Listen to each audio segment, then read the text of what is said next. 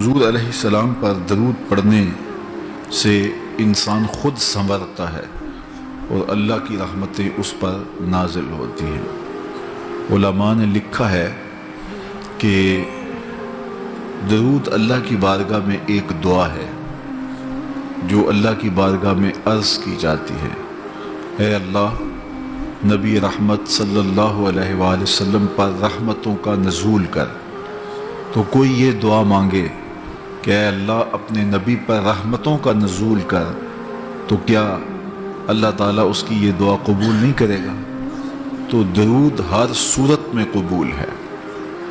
تو اس کا جو فائدہ ہوا کہ جس نے ایک مرتبہ حضور کے لیے اللہ کی بارگاہ سے رحمتوں کی دعا مانگی، تو اس کے مانگنے سے محبوب علیہ السلام پر کتنی رحمتوں کا نزول ہوا وہ تو اللہ جانتا ہے، یا جس محبوب کریم پہ نزول رحمات ہوتا ہے وہ جانتے ہیں، لیکن جو ہاتھ اٹھا کے دعا مانگے، جو ہاتھ باندھ کے درود پڑھے، ایک مرتبہ درود پڑھنے سے اللہ کی 10 رحمتیں اس پر نازل ہوتی ہیں۔ تو جو مسلسل درود پڑھے جا رہا ہے تو پھر رحمت کی برسات ہوتی ہے اس کے اوپر۔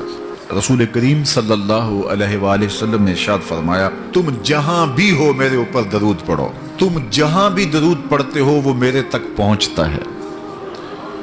صبح پڑھو، شام پڑھو، دوپہر پڑھو، دن کو پڑھو، رات کو پڑھو، نماز سے پہلے پڑھو، نماز کے بعد پڑھو، محفل کے آغاز میں پڑھو، محفل کے دوران پڑھو، محفل کے اختتام پہ پڑھو، مسجد میں پڑھو، گھر میں پڑھو، جہاں بھی میرے اوپر درود پڑھو گے، جیسے بھی میرے اوپر درود پڑھو گے، فرمایا میرے تک پہنچتا ہے۔ ہر شخص یہ چاہتا ہے کہ میں حضور کی قربت پاؤں، حضور کا قرب مجھے ملے، اور اگر کسی کے سینے میں یہ آرزو نہیں ہے تو اس کے سینے میں دھڑکنے والا دل کسی مومن کا دل ہی نہیں ہے۔ یہ میری بھی آرزو ہے، گناہ گار ہونے کے باوجود آرزو ہے، آپ کی بھی آرزو ہے۔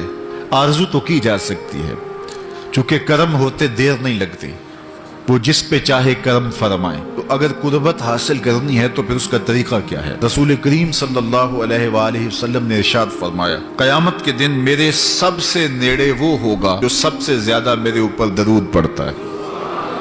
تو جتنا درود حضور پہ زیادہ پڑھو گے، قیامت کے دن اس قدر حضور کی قربت نصیب ہوگی، اور حضور کی چادر رحمت کی ٹھنڈی چھاؤں ملے گی، جام کوثر نصیب ہوگے، اور جہاں حضور ہوں گے وہاں قیامت کے دن کی سختیاں نہیں ہوں گی، وہاں دامن محبوب کی ٹھنڈی ہوائیں ہوں گی۔ تو حضور علیہ السلام پر کثرت سے درود پڑھنا یقیناً یہ دکھوں کو دور کرنے کا علاج ہے، اور یہ دنیا آخرت کی بہتریوں کی ضمانت ہے۔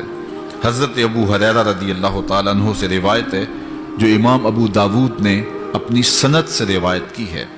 رسول کریم صلی اللہ علیہ وآلہ وسلم نے ارشاد فرمایا کہ جب کوئی شخص میرے اوپر سلام بھیجتا ہے تو اللہ تعالیٰ میری روح میرے اندر لٹا دیتا ہے، یہاں تک کہ میں اس کے سلام کا جواب دیتا ہوں۔ روح اطہر جسد انور میں لوٹا دی جاتی ہے اور حضور سلام کا جواب دیتے ہیں۔ تو مجھے کائنات میں کوئی ایک لمحہ تو ایسا بتاؤ جس لمحے حضور پہ سلام نہ پڑھا جاتا ہو۔ وہاں روضہ رسول پہ چلے جائیں تو وہاں لمحہ لمحہ سلام کے گجرے ہیں، کائنات کے جس گوشے میں چلے جائیں درود و سلام کے جو ہیں وہ گجرے ہیں۔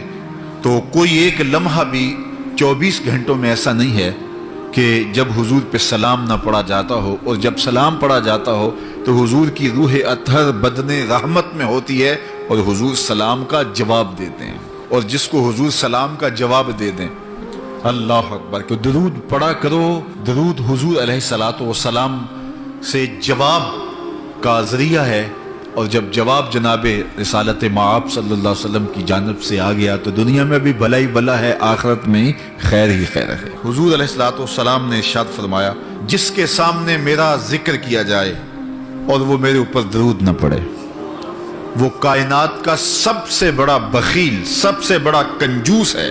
ہم بخیل تو نہیں ہیں، تو پھر پوری یکسوئی کے ساتھ چند مرتبہ حضور پہ درود شریف پڑھ لیجیے۔